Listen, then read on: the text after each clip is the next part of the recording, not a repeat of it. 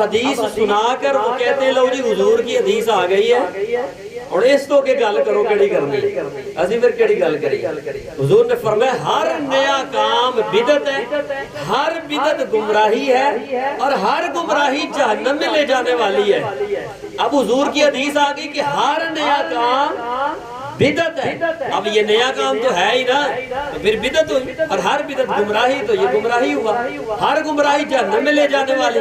ان دسو میلاد کتے لیا حضور کے دور میں اس طرح یہ نہیں منایا جاتا تھا۔ اور پھر سیدہ عائشہ رضی اللہ تعالیٰ عنہ کی حدیث سنائی جاتی ہے، آپ صلی اللہ علیہ وآلہ وسلم نے ارشاد فرمایا من احدث فی امرنا ھذا ما لیس منہ فہو رد۔ بڑی سننے والی بات ہے، توجہ ہے آپ کی، یہ ان کے اعتراض ہے اور حدیث کے ذریعے سے ہے، کیا جواب دو گے؟ حضرت عائشہ رضی اللہ تعالیٰ فرماتی حضور نے یہ فرمایا کہ جس نے ہمارے دین میں کوئی نیا کام ایجاد کر دیا جو اس میں سے نہ ہو تو وہ مردود ہے، اس کا کوئی ثواب نہیں ہے۔ اگر یہ بات ہے، بھئی یہ سوال یہ کرتے ہیں کہ یہ حدیث ہے حضور کی کہ نیا کام جس نے کیا وہ بدعت اور گمراہی کر رہا ہے، ہر گمراہی جہنم میں لے جانے والی ہے، لہذا میلاد منانا ناجائز ہے۔ اب وہ یہ سوال کر رہے ہیں اور یہ دلیل دے رہے ہیں۔ میں یہ کہتا ہوں اگر یہی بات ہے، اگر تم یہی کہتے ہو کہ ہر نیا کام بدعت اور گمراہی اور ہر گمراہی جہنم میں لے جانے والی ہے، تو تمہارا یہ فتویٰ پتہ کہاں تک پہنچے گا؟ یہ صدیق اکبر تک پہنچے گا، یہ عمر فاروق تک پہنچے گا، یہ عمر فاروق تک، حضرت عثمان غنی تک، علی المرتضیٰ تک، اما عائشہ صدیقہ تک اور جید عشرہ مبشرہ صحابہ تک تمہارا یہ فتویٰ پہنچے گا۔ کیسے؟ حضرت سیدنا زید بن ثابت رضی اللہ تعالیٰ عنہ فرماتے ہیں مجھے حضرت ابو بکر صدیق نے بلایا، میں آپ کی خدمت میں حاضر ہوا، ایک کو تھوڑا جے کٹ کر دو تاکہ سمجھ آوے نا، تھوڑا جے کرے پوتا نہ کر۔ حضرت سیدنا زید بن ثابت رضی اللہ تعالیٰ عنہ فرماتے ہیں مجھے حضرت ابو بکر صدیق نے بلایا اور بلا کر یہ کہا کہ میرے پاس عمر فاروق آئے تھے، اب میں اس دور کی بات کرنے لگا ہوں اور پھر اس حدیث کا جواب لینا تم۔ صدیق اکبر، یہ بخاری شریف میں، مسلم شریف متفقن علیہ حدیث ہے، دونوں میں موجود ہے۔ حضرت صدیق اکبر فرماتے ہیں میرے پاس عمر فاروق آئے تھے اور آ کر انہوں نے کہا اے ابو بکر صدیق، جنگ یمامہ میں بڑے حافظ صحابہ شہید ہو چکے ہیں، تو آپ جمع قرآن کا حکم دیں، جس کو جو جو یادیں آ کر لکھوائیں، کہیں ایسا نہ ہو کہ قرآن کا کوئی تھوڑا حصہ ہم تلف کر لیں۔ حضرت صدیق اکبر رضی اللہ تعالیٰ فرماتے ہیں زید جانتے ہو میں نے کیا جواب دیا؟ میں نے حضرت عمر فاروق رضی اللہ تعالیٰ سے کہا کیف تفعل شیئا لم یفعلہ رسول اللہ، اے عمر تم وہ کام کرنے کا کہہ رہے ہو جو رسول اللہ نے نہیں کیا، تو اس بات کے بارے میں بات کر رہے ہو جو سرکار نے نہیں کیا۔ حضرت عمر فاروق کا جواب کیا تھا؟ حضرت صدیق اکبر فرماتے ہیں عمر فاروق فرما رہے تھے ھذا واللہ خیر، اے ابو بکر اللہ کی قسم اس میں بھلائی ہے، چاہے رسول اللہ نے یہ کام نہیں کیا لیکن اللہ کی قسم یہ کام بہتر ہے۔ حضرت ابو بکر صدیق فرماتے فلم یزل یراجعنی عمر حتی شرح اللہ صدری لذالک ورأیت فی ذالک الذی رآ عمر، کہتے ہیں حضرت عمر مسلسل یہ تکرار کرتے رہے، مسلسل یہ کہتے رہے کہ یہ کام کرو، یہ کام کرو، اگرچہ سرکار نے نہیں کیا، فرماتے یہاں تک کہ اللہ نے میرے سینے کو اس بات کے لیے کھول دیا جو اللہ نے حضرت عمر فاروق کا سینہ کھولا تھا۔ وَرَأَيْتُ فِي ذَلِكَ الَّذِي رَآ عُمَرَ، اور اس حکمت کو میں نے جان لیا جو حضرت عمر فاروق نے مجھ سے پہلے جان لی تھی۔ اب بتاؤ پھر فرمایا حضرت زید بن ثابت فرماتے مجھے حضرت ابو بکر صدیق نے فرمایا اے زید اب تم نے جمع قرآن کرنا ہے۔ اب یہ حضور کے دور میں تو نہیں تھا اور صدیق اکبر فتویٰ بھی دے رہے ہیں کہ عمر فاروق حضور نے تو یہ نہیں کیا، لیکن عمر فاروق کا جواب کیا تھا؟ ھذا واللہ خیر۔ اور حضرت عمر فاروق اعظم رضی اللہ تعالیٰ عنہ وہ ہستی ہیں جن کے بارے میں حضور نے فرمایا میری عمر کی زبان پر اللہ نے حق کو جاری فرما دیا۔ عمر وہ ہے جن کے بارے میں حضور فرماتے ہیں لو کان بعد نبی لکان عمر، اگر میرے بعد کوئی نبی ہوتے تو عمر ہوتے۔ عمر وہ ہے جن کے بارے میں حضور فرماتے ہیں جس جگہ سے میرا عمر گزر جائے وہاں سے شیطان نہیں گزرتا، عمر کے سائے سے شیطان بھاگتا ہے۔ یہ وہی عمر فاروق اعظم رضی اللہ تعالیٰ عنہ ہے۔ جب تراویح کی جماعت باجماعت قائم ہوتی دیکھی تو انہوں نے پتہ کیا فرمایا؟ انہوں نے کہا نعمت البدعۃ ھذہ، کتنی سونی بدعت ہے۔ کتنی پیاری بدعت ہے لفظ حدیث کے. یہ کون کہہ رہے جن کی زبان پر اللہ نے حق کو جاری فرما دیا, نعمت البدعۃ ہذہ. تو پتہ چلا ساری بدعتیں بری نہیں, ساری بدعتیں گمراہی نہیں, ساری بدعتیں جہنم میں لے جانے والی نہیں. عثمان غنی رضی اللہ تعالیٰ عنہ, وہ عثمان غنی ذوالنورین, حضور نے 2 بیٹیاں آپ کے نکاح میں دی جن کے بارے میں حضور نے فرمایا عثمان نے میرے سے جنت کو خرید لیا ہے. وہ عثمان غنی رضی اللہ تعالیٰ عنہ, آپ کا جب دور آیا تو آپ نے جمعے کی 2 اذانیں قائم کی, نہ سرکار کے دور میں, نہ حضرت صدیق اکبر کے دور میں, نہ عمر فاروق اعظم کے دور میں. حضرت عثمان غنی 2 اذانیں قائم کر رہے ہیں, اور آج ہر جگہ پر یہ رواج پا چکے ہیں. بتاؤ یہ فتویٰ کہاں تک جائے گا؟ یہ فتویٰ عثمان غنی تک بھی پہنچے گا کہ ہر بدعت گمراہی اور جہنم میں لے جانے والی. یہ تو وہ کن پر فتویٰ لگا رہے ہو؟ اور مولا کائنات علی المرتضیٰ رضی اللہ تعالیٰ عنہ, وہ عظیم ہستی جن کا ہاتھ پکڑ کر رسول اللہ نے فرمایا من کنت مولاہ فہذا علی مولا, فرمایا جس کا میں مولا اس کا علی مولا. اور مولا علی کی شان یہ ہے جن کے بارے میں رسول پاک صلی اللہ علیہ وسلم فرماتے النظر الی وجہ علی عبادہ, فرمایا میرے علی کے چہرے کو دیکھنا بھی عبادت ہے. اور حضور جانتے تھے نا کچھ ایسے بھی ہوں گے چہرے کو نہیں دیکھ سکیں گے, دور سے دیکھیں گے. تو مصطفیٰ جان عالم صلی اللہ علیہ وسلم نے ایک اور ارشاد بھی جاری فرمایا, فرمایا النظر الی علی عبادہ, جس نے میرے علی کے چہرے کو نہیں دیکھا, پیچھے سے دیکھ لیا, دور سے دیکھ لیا, فرمایا وہ بھی عبادت میں ہے. اور سرکار جانتے تھے نا پھر بعد میں ایسے لوگ بھی آئیں گے جو علی کو دور سے بھی نہیں دیکھ سکیں گے. تو میرے آقا نے فرمایا ذکر علی عبادہ, میرے علی کا ذکر بھی عبادت ہے. وہ مولا علی رضی اللہ تعالیٰ عنہ کیا فرماتے ہیں, فرمایا اعظم الناس فی المصاحف اجرا ابو بکر رحمت اللہ علی ابی بکر هو اول من جمع کتاب اللہ. جو حضرت صدیق اکبر نے جب قرآن کا حکم دیا تھا, حیدر کرار اس پر فتویٰ لگا رہے ہیں. فرمایا لوگوں سنو, سب سے زیادہ جو لائق اجر ہے, اللہ نے سب سے زیادہ جنہیں اجر عطا فرمایا قرآن پاک کو اکٹھا کرنے کے حوالے سے, وہ ابو بکر صدیق ہیں رحمت اللہ علی ابی بکر. فرمایا ابو بکر پر اللہ کی رحمت ہو.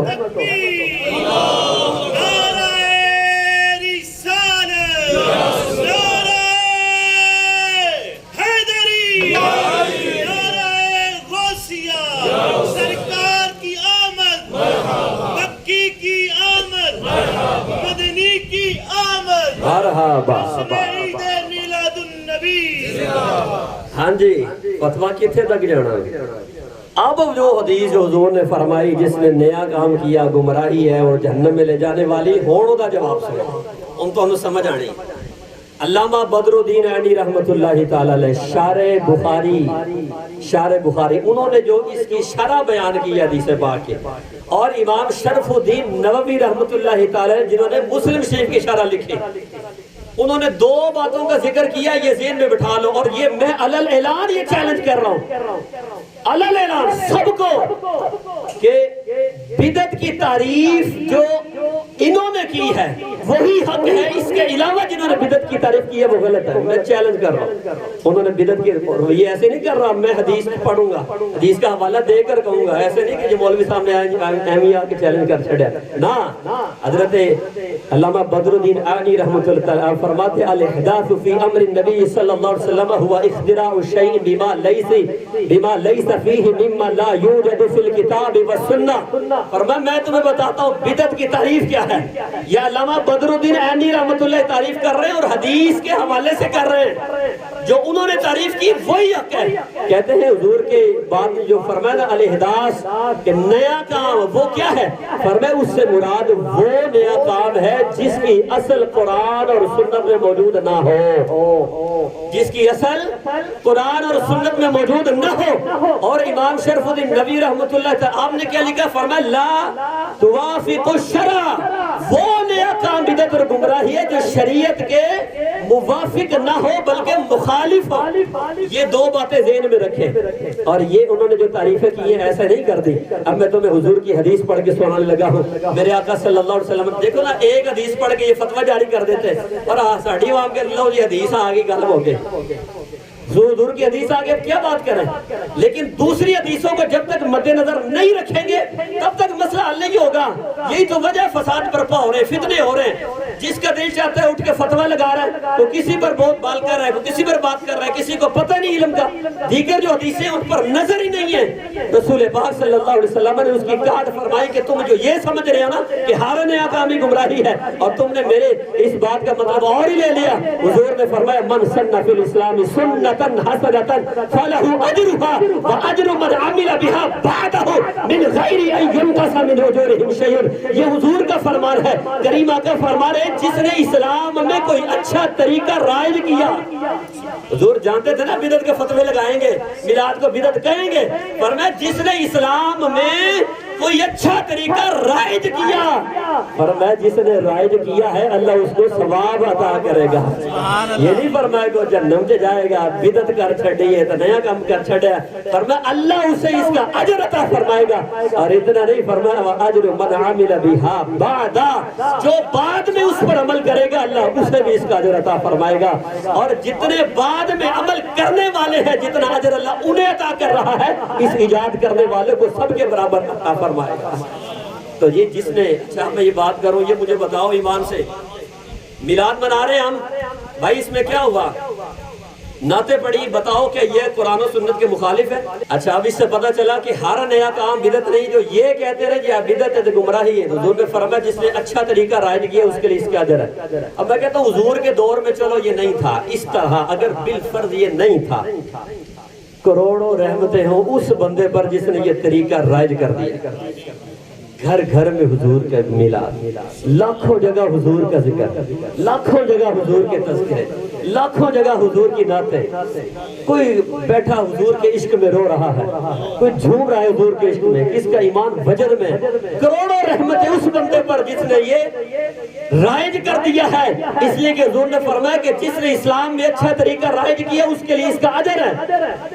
اب بتاؤ کسی کے ہاں بیٹے کی ولادت ہو وہ کہتا ہے یا اللہ تیرا شکر ہے، کسی کو اللہ تعالیٰ دولت دے وہ کہتا ہے یا اللہ تیرا شکر ہے۔ بھائی کوئی فتویٰ لگائے گا تو شکر کیوں ادا کرنا ہے؟ کسی کے پاس مال و دولت آ گیا، کاروبار اچھا ہو گیا، مکان بنا لیا، اولاد ہو گئی، کوئی نعمت مل گئی، یا اللہ تیرا شکر ہے۔ بھائی کیوں شکر کر رہے ہو؟ اللہ کا بڑا کرم ہو گیا مجھ پر، اللہ نے بڑا احسان فرمایا، اللہ کی نعمت مجھے مل گئی ہے تو میں شکر کر رہا ہوں۔ اس پہ کون سی بات ہے؟ اللہ فرماتا ہے لَإِن شَكَرْتُمْ لَأَزِيدَنَّكُمْ، اگر میرا شکر کرو گے تو میں اور عطا کروں گا۔ میں تو شکر کر رہا ہوں، اللہ مجھے اور عطا فرمائے۔ بھائی اس پر کوئی فتویٰ لگا سکتے ہیں؟ کوئی نعمت کسی کو ملے اور وہ اس پر شکر ادا کرے، کوئی اس پر فتویٰ لگا سکتا ہے کہ تم نے شکر کیوں ادا کیا ہے؟ اللہ فرماتا ہے میرا شکر کرو میں اور دوں گا۔ اب بات کرتے ہیں مصطفیٰ جان عالم صلی اللہ علیہ وسلم کی زبان اقدس سے نکلے ہوئے لفظ، آؤ بخاری شریف پڑھو۔ یہ تو نعمتیں اللہ نے ہمیں عطا فرمائی، سرکار کس کو نعمت قرار دے رہے ہیں؟ حضور فرماتے ہیں محمد نعمت اللہ، فرمایا محمد اللہ کی نعمت ہے۔ اور دوسرے حدیث میں حضور نے فرمایا محمد ہوا نعمت اللہ۔ یہ اب بعض جو اہل علم ہے وہ اس بات کو جانتے ہیں کہ مبتدا اور خبر کے درمیان اگر ضمیر فاصل آ جائے تو معنی حسر کا ہوتا ہے۔ آپ کو اس بات کی سمجھ نہیں آئے گی، یہ جو پڑھ لکھے ہیں ان کو اس بات کا علم ہے، مبتدا اور خبر کے درمیان اگر ضمیر فاصل آ جائے تو معنی حسر کا ہوگا۔ حضور نے فرمایا محمد ہوا نعمت اللہ، یہاں پر ہوا ضمیر فاصل ہے۔ اب اس کا معنی پتہ کیا بنتا ہے گرامیٹیکلی؟ اس کا معنی یہ بنتا ہے لوگوں دنیا میں اگر کوئی نعمت ہے تو وہ صرف محمد مصطفیٰ ہے۔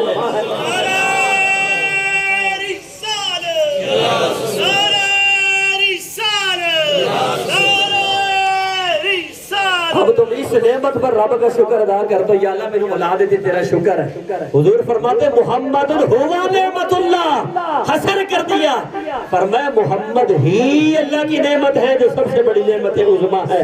محمد ہوا نعمت اللہ، حضور نے فرمایا محمد ہی اللہ کی نعمت ہے، حالانکہ اور نعمتیں بھی ہیں، اور نعمتیں بھی، تو پھر حضور نے یہ کیوں فرمایا کہ محمد ہی اللہ کی نعمت ہے؟ بھئی بات سوچنے والی ہے نا، یہ کان، یہ ناک اللہ کی نعمت، آنکھ اللہ کی نعمت، سر اللہ کی نعمت، جسم اللہ کی نعمت، اولاد اللہ کی نعمت، مال، جو کچھ بھی اللہ کی نعمت ہے، حضور نے فرمایا محمد ہوا نعمت اللہ، محمد ہی اللہ کی نعمت ہے۔ کیوں فرمایا؟ میں تمہیں قرآن کی آیت پڑھ کے سناتا ہوں، کاش کہ تمہیں سمجھ آ جائے۔ اللہ فرماتا ہے وَإِن تَعُدُّوا نِعْمَةَ اللَّهِ لَا تُحْصُوهَا، اللہ نے فرمایا اگر تم رب کی نعمت کو گننا چاہو تو گن نہیں سکتے۔ لفظ کے قرآن میں وَإِن تَعُدُّوا نِعْمَةَ اللَّهِ لفظ نعمت واحد کا ذکر فرمایا جمع کا. تو بولو تو صحیح سبحان اللہ. اگر تم اللہ کی نعمت کو واحد کا معنی ہوتا ہے ایک. اگر تم اللہ کی ایک نعمت کو گننا چاہو تو نہیں گن سکتے. اور سوال یہ یار ایک نعمت کو کیا گنی ہے؟ گنت ان ہوئے جڑے بہتیاں ہوں. اللہ فرمایا وَإِن تَعُدُّوا نِعْمَةَ اللَّهِ واحد کا لفظ ذکر فرمایا. اگر تم رب کی نعمت کو گننا چاہو تو گن نہیں سکتے. ہائے ہائے. اب میں تمہیں اصول فقہ سنا دوں. صرف حدیثہ پڑھ کے نہیں گل بن دی، کیونکہ حدیثوں کا مطلب ہمیں پتہ نہیں.